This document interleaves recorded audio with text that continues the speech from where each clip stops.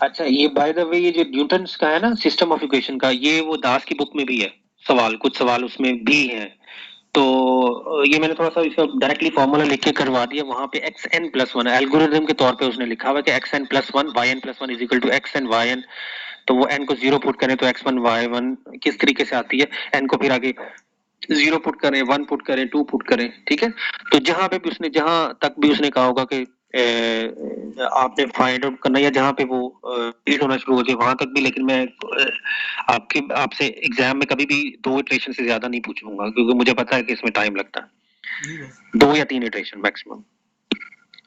अच्छा, अब I think ये जो आप लोगों ने किया है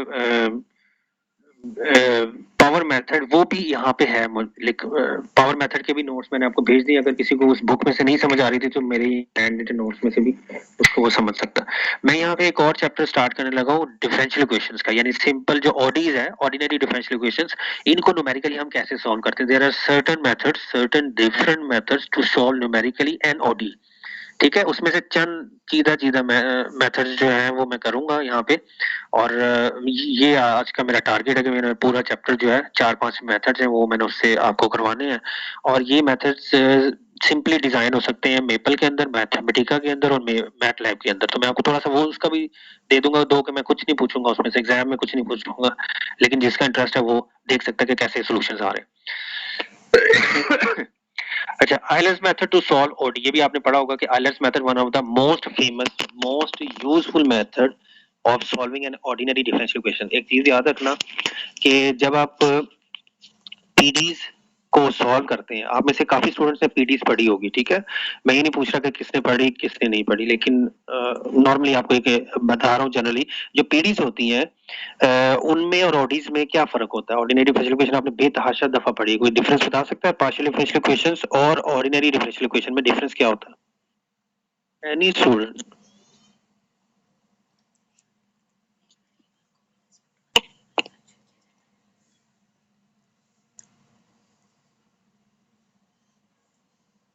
कोई भी स्टूडेंट बताए, रॉन्ग और करेक्ट डजंट मैटर,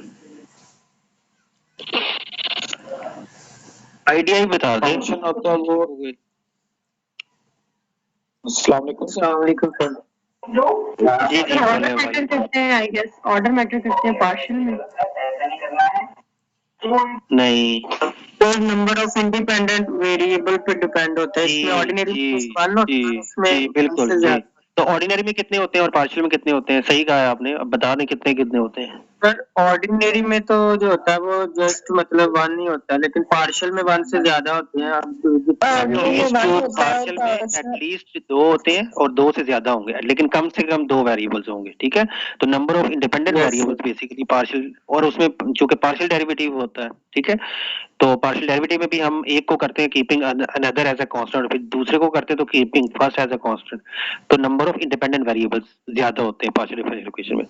अब कोई स्टूडेंट ये बता सकता है कि पार्शियल डिफरेंशियल इक्वेशन को सॉल्व कैसे करते हैं, मतलब एट द एंड क्या तरीका होता है? एक जनरल मेथड में पूछ रहा हूँ कि कोई भी मेथड आप लगाओ, जैसे डिफरेंशियल इक्वेशन में, ऑर्डिनरी डिफरेंशियल इक्वेशन में जब आप इसको सॉल्व करते हो तो डिफरेंट मेथड्स हैं, method of undetermined coefficient, method of variation of parameter, separation of variables, Wronskian method, different method मुझे याद भी नहीं है, कुछ 4 5 6 7 8 किस्म के मेथड्स हैं ऑर्डिनरी डिफरेंशियल इक्वेशन को सॉल्व करने के।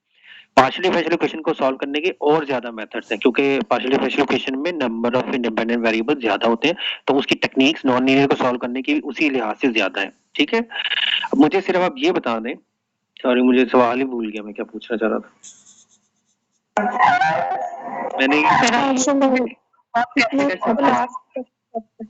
जी सर आपने पूछा पार्शियल डिफरेंशियल इक्वेशन को लास्ट से कैसे सॉल्व करते हैं? हाँ, जनरली कैसे सॉल्व करते हैं। जनरली मेथड्स तो बहुत ज्यादा है, लेकिन हर मेथड में एक टेक्निक कॉमन है, एक चीज कॉमन है कि ऐसा बन जाता है और फिर हम सॉल्व कर देते हैं। वो कैसा बन जाता है, मतलब क्या आ जाता है, ये जिसने पार्शियल डिफरेंशियल पढ़ी हुई है या सॉल्व किया हुआ डिफरेंट मेथड से उसको पता होगा। एक जनरल क्राइटेरिया, जनरल रूल होता है कि हर पार्शियल डिफरेंशियल इक्वेशन जो है वो जो है ऐसे सॉल्व होना ही होना है उसने। वो क्या चीज है, चाहे आप कोई भी मेथड लगा। तो उसमें हमारे पास जो इक्वेशंस गिवन होती हैं वो हमारे पास डेरिवेटिव की फॉर्म में गिवन होती हैं, तो हम उसको इंटीग्रेट करके एक सिंपल फंक्शन क्रिएट करते हैं। तो उस पे हम जो इनिशियल या बाउंड्री वैल्यूज होती हैं वो अप्लाई करके हम उसका सोल्यूशन फाइंड कर लेते हैं।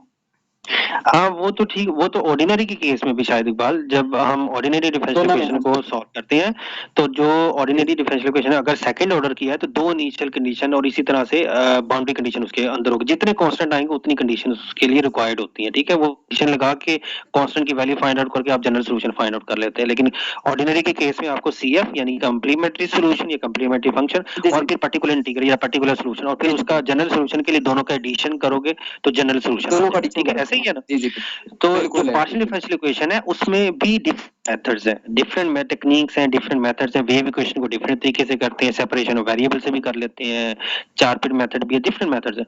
अब इसी तरह से heat equation, wave phenomena, wave propagation, different जो बाउंड्री वैल्यू प्रॉब्लम्स है पार्शियल डिफरेंशियल इक्वेशन में उनको डिफरेंट मेथड से सॉल्व करते हैं, लेकिन एक टेक्निक मैं पूछ रहा हूँ, एक चीज है ऐसी जो कॉमन है हर सवाल में कि ऐसा होता ही होता है हर सवाल में एट द एंड, वो क्या चीज है वो पूछना चाह रहा हूँ।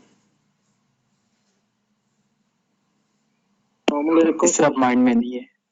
ओके देखें, जब आप पार्शियल डिफरेंशियल इक्वेशन को सॉल्व करते हैं तो हर पार्शियल डिफरेंशियल इक्वेशन जो है वो ऑर्डिनरी डिफरेंशियल इक्वेशन में कन्वर्ट होती है, और सिंस यू हैव ऑलरेडी, जब आपने पढ़ा होता है अपने बैचलर में कि ऑर्डिनरी डिफरेंशियल इक्वेशन को किन किन मेथड से सॉल्व किया जाता है, तो वो आप सिंपली वो मेथड लगा के डायरेक्टली आप ऑर्डिनरी डिफरेंशियल इक्वेशन को सॉल्व करके कहते हैं कि ये इसका सॉल्यूशन है। अगर आप कैनोनिकल फॉर्म भी बनाए तो कैनोनिकल फॉर्म में के अंदर भी पार्शियल डिफरेंशियल इक्वेशन की वो ऑर्डिनरी डिफरेंशियल इक्वेशन में कन्वर्ट होती है। तो हर पार्शियल डिफरेंशियल इक्वेशन जो है एक्चुअली वो ऑर्डिनरी डिफरेंशियल इक्वेशन में कन्वर्ट होती है और फिर हम उससे उसका सॉल्यूशन निकालते हैं, ठीक है। ये चीज कॉमन है, चाहे आप कोई भी मेथड लगाएं तो पार्शियल डिफरेंशियल इक्वेशन कन्वर्ट होती है ऑर्डिनरी डिफरेंशियल इक्वेशन में और फिर उसका सॉल्यूशन हम इजीली फाइंड आउट कर लेते हैं। ये जनरल एक क्राइटेरिया जनरल। अब जो ऑर्डिनरी डिफरेंशियल इक्वेशन होती है, ठीक है, मैं रिसर्च पॉइंट ऑफ व्यू से बता रहा हूँ कि जब ordinary differential equation higher level पे जब जाएंगे बहुत सारी ऑर्डिनरी डिफरेंशियल इक्वेशन न्यूमेरिकल उनका एग्जैक्ट सॉल्यूशन नहीं निकल पाता, एग्जैक्ट सॉल्यूशन आप नहीं निकाल पाते एग्जैक्टली या थ्योरेटिकली आप उसे सॉल्व नहीं कर पाते। तो there are certain numerical techniques, जैसे आइलर वन ऑफ देम है, Euler is one of them to solve ordinary differential equation numerically, one of the technique। तो जब आपके पास एनालिटिकल सॉल्यूशन थ्योरेटिकल निकलता किसी ऑर्डिनरी का या पार्शियल का, तो फिर आप उसे न्यूमेरिकल स्कीम के तहत, न्यूमेरिकल मेथड के तहत उसको सॉल्व करते हैं solution of this corresponding ordinary equation.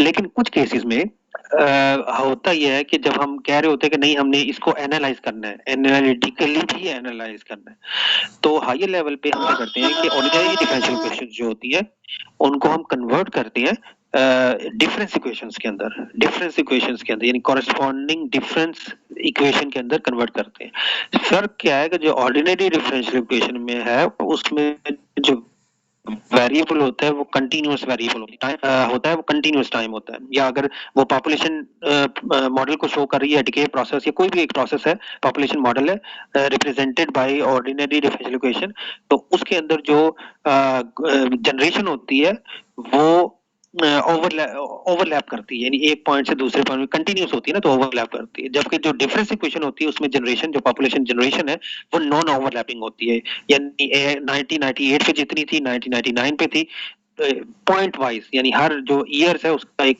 उसके पॉइंट पे कितना था, तो उसका पिछले ईयर से कोई लिंक नहीं होता, तो ये डिस्क्रीट है, फर्क सिर्फ ये। और फिर जब हम कन्वर्ट करते हैं, जब डिफरेंशियल ऑर्डिनरी डिफरेंशियल इक्वेशन को डिफरेंस इक्वेशन में कॉरेस्पॉन्डिंग कन्वर्ट करते हैं, तो उस कन्वर्ट करने का जो प्रोसेस है उस प्रोसेस को कहते हैं डिस्क्रीटाइजेशन प्रोसेस, और इस डिस्क्रीटाइजेशन प्रोसेस के अंदर न्यूमेरिकल स्कीम अप्लाई होती है। तो these numerical schemes are equally important in discretization process और इवन सॉल्विंग एन ओडीई और पीडीई न्यूमेरिकली, ठीक है। आई होप के अंडरस्टैंड हुआ होगा।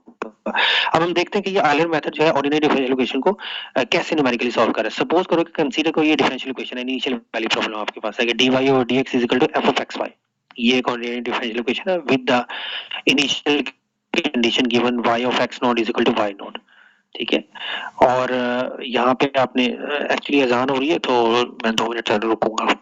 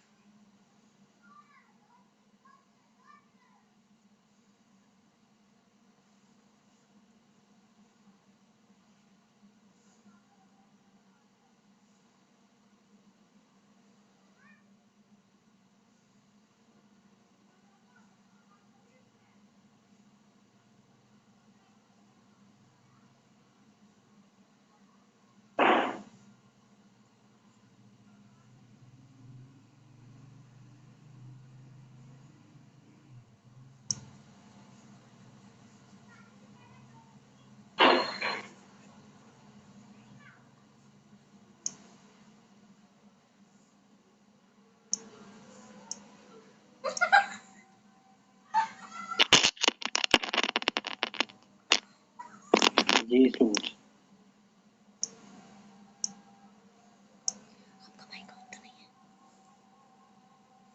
अच्छा ये जो है ये आपके पास गिवन होगा, यानी dy over dx ये गिवन होगी डिफरेंशियल इक्वेशन, इसकी इनिशियल कंडीशन ये गिवन होगी आपके पास, ठीक है। आपने एट एक्स एन यानी nth ये n कोई भी पॉइंट हो सकता है, एट एक्स एन y की क्या वैल्यू है वो which is represented by y n, ये आपने कैलकुलेट करनी है, ठीक है। और जो फॉर्मूला है वाई एन का वो क्या है, y n is equal to y of x n, y of x n, y of n which is y of x n is equal to y n minus one plus s into f of x n minus one y n minus one, ठीक है, ये formula. अब इसमें जो h है, ये जो h है बीच में वो क्या है, एक्स एन में से यानी अगली वैल्यू में से जो पिछली ऑब्जर्वेशन है, नेक्स्ट ऑब्जर्वेशन में से प्रीवियस ऑब्जर्वेशन अगर उसका डिफरेंस आप लो तो वो h आपके पास आ जाएगा, ठीक है।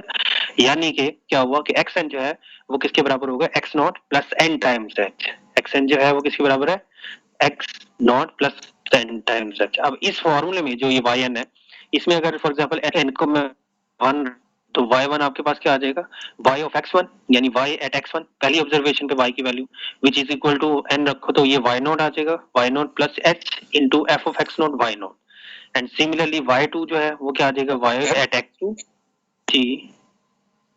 सर यहाँ पे जो हम ये कर लें आइलर फार्मूला हम डिस्कस करें ओडीज में, इसका मतलब ये है कि यहाँ पे हम इक्वल इंटरवल की बात करेंगे, इक्वल इंटरवल, बिल्कुल बिल्कुल, हाँ नहीं इक्वल इंटरवल की बात कर रहे हैं, एप्लीकेबल नहीं होगा अनइक्वल के ऊपर ये, नहीं अनइक्वल, अनइक्वल के लिए एप्लीकेबल नहीं होगा, इक्वल इंटरवल की बात करो, ठीक है। एक सेकंड,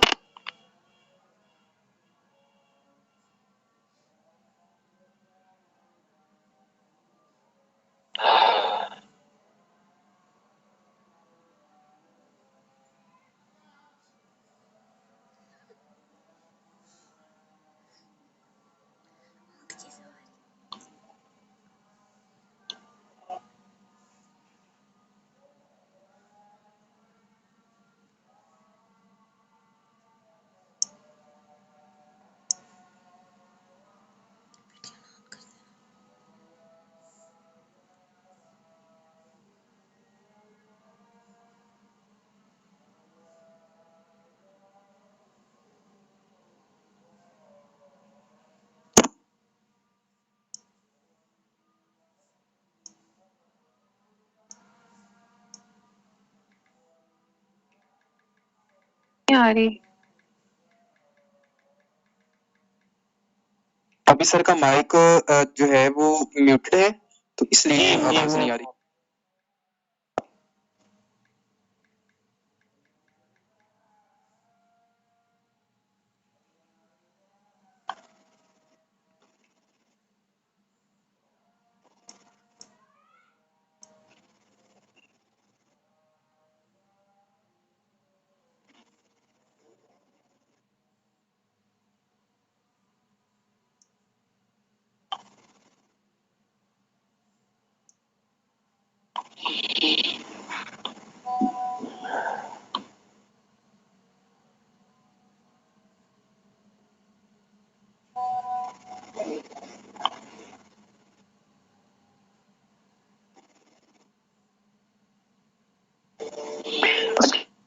याद रखना कि आयलर मेथड जो है इसको फॉरवर्ड आयलर भी कहते हैं, ठीक है। और ये basically first order numerical procedure है to solving an ordinary differential equation with given initial value. जो आपके पास गिवन इनिशियल वैल्यूज होती है, initial to solve an initial value problem, जो कि मैंने आपको बताया अभी। तो दूसरी चीज ये है कि कुछ मेथड्स होते हैं इम्प्लिसिट मेथड और कुछ होते हैं एक्सप्लिसिट मेथड, ठीक है। तो इम्प्लिसिट मेथड में आपको बताऊंगा जो मेथड्स हैं, जैसे मल्टी स्टेप है और आगे कुछ है इम्प्लिसिट मेथड्स, उस वो हम बाद में डिस्कस करेंगे। ये एक्सप्लिसिट मेथड है। एक्सप्लिसिट से इम्प्लिसिटी और एक्सप्लिसिटी मैं उम्मीद कर रहा हूँ कि आप लोगों को पता है कि इम्प्लिसिट क्या है और एक्सप्लिसिट क्या है, ठीक है। तो एक्सप्लिसिट मेथड ये न्यूमेरिकली ऑर्डिनरी डिफरेंशियल इक्वेशन को सॉल्व करने के लिए।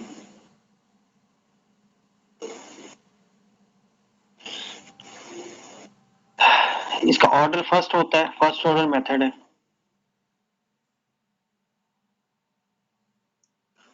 अस्सलाम वालेकुम सर। जी वालेकुम सलाम। सर मैं ये कहना चाह रहा था कि नमाज का टाइम हो गया, अगर 10 मिनट मिल जाए हमें। बस ये एक सवाल करवा के तो मैं 10 मिनट देता हूँ।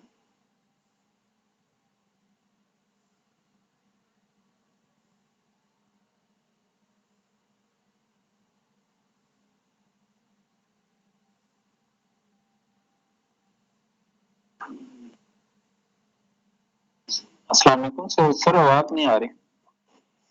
नहीं आ रही।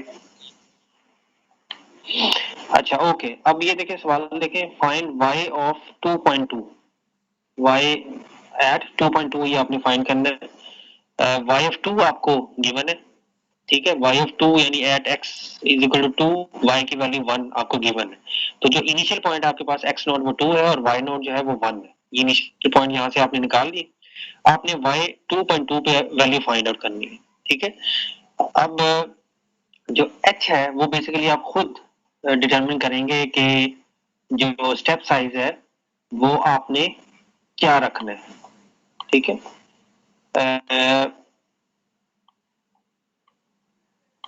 आपके पास जो नेक्स्ट वैल्यू है, देखिए यहाँ पे आप अभी मैंने h आपको बताया कि h क्या है, xn माइनस 1, ठीक है।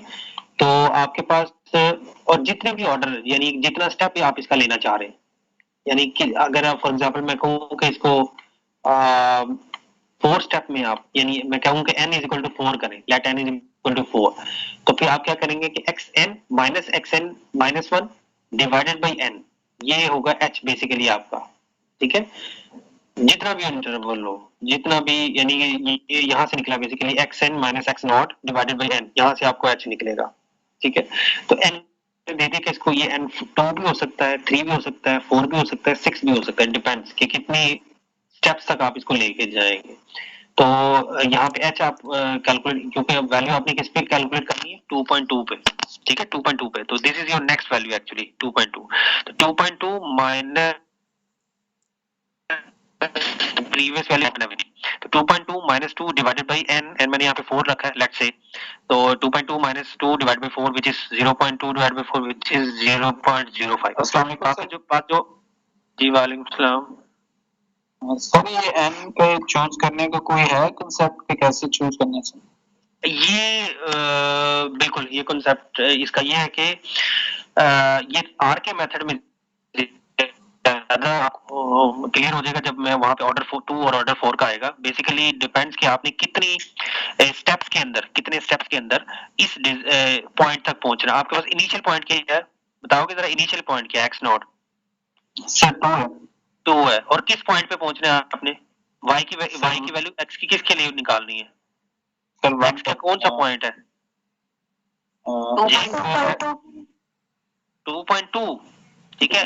तो आपने 2 से स्टार्ट करना है और 2.2 तक पहुंचना है। एक वे तो ये है कि आप 0.1 और 0.1 का रख लो इंटरवल, यानी आप 2.1 पे निकालो और फिर 2.2 पे निकालो तो आप क्विकली पहुंच जाओगे, ठीक है। अगर मैं यहाँ पे तो डिवाइड बाय 2 इसे करूं और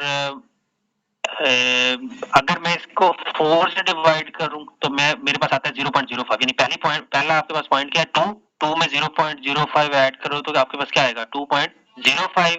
फिर जो 2.05 में 0.05 ऐड करें तो 2.25, 2.25 में 0.5 ऐड करें फिर क्या आएगा 2.3.1, ऐसे ही है ना 2.15। और फिर फोर्थ में आप फिर 2.15 में 0.05 ऐड करेंगे तो फिर आपके पास क्या आएगा 2.25। तो आपको फोर्थ स्टेप में जाके आंसर मिलेगा 2.2 पे, ठीक है। अगर मैं इसको 2 पे डिवाइड कर दूं तो फिर आप जो नंबर ऑफ स्टेप्स है वो कम हो जाएंगे, यानी आप x2 पर ही x1 पे निकलेगा, x1 की वैल्यू आएगी 2.1 और x2 की वैल्यू आएगी 2.2। तो आप दूसरे स्टेप में ही इसका आंसर फाइंड आउट कर लोगे। लेकिन होता क्या है कि जितना आप इसके जो स्टेप साइज है वो छोटा जितने आएंगे जो एक्यूरेसी है उतनी हायर होगी, ठीक है। ये मैं आगे बाद में बताऊंगा। अब फॉर्मूला के पास क्या है, आइलर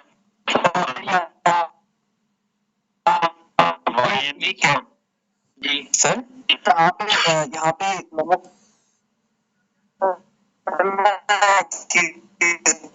यहाँ पे हम आइलर में यूज करते हैं ना वेरी स्मॉल अगर हम 2 से डिवाइड करते हैं तो h की वैल्यू थोड़ी सी बड़ी आ जाएगी, छोटी आ जाएगी, फोर्थ करेंगे तो छोटी आ जाएगी।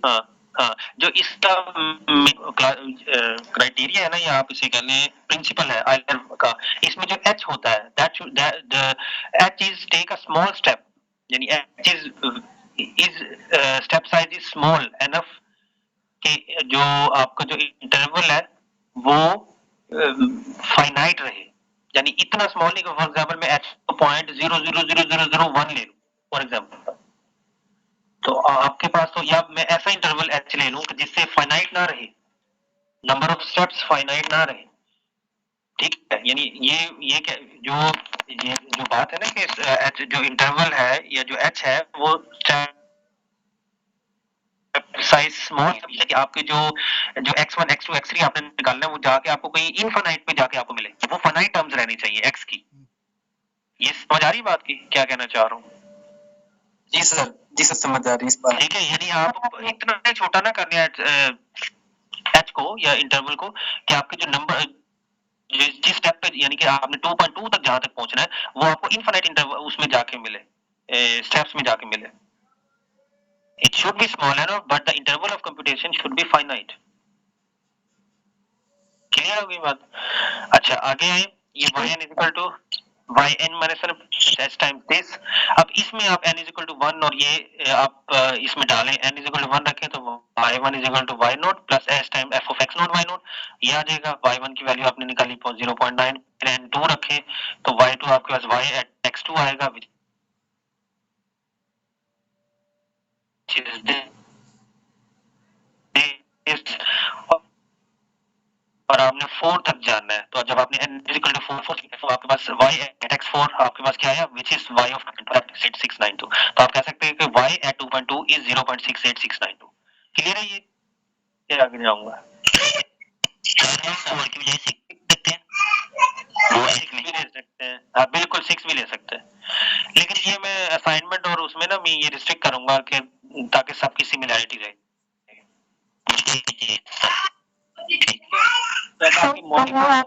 ये भी जी n अगर आप कोई सी असाइनमेंट में देंगे तो n गिवन देंगे? n गिवन दूंगा मैं बिल्कुल, ठीक है सर। या उसमें लिखो अगर स्टेप्स आपने 4 स्टेप लेने, आपने 6 स्टेप्स लेने, आपने 3 स्टेप्स लेने, ठीक है, which is equivalent to n। आगे ये मॉडिफाइड है, modified follower Euler's formula. 10 minute की ब्रेक ले ले, फिर उसके बाद आते हैं। सर जी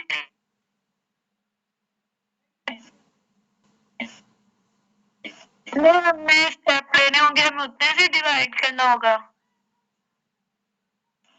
जी ठीक है, 4 ठीक है सर।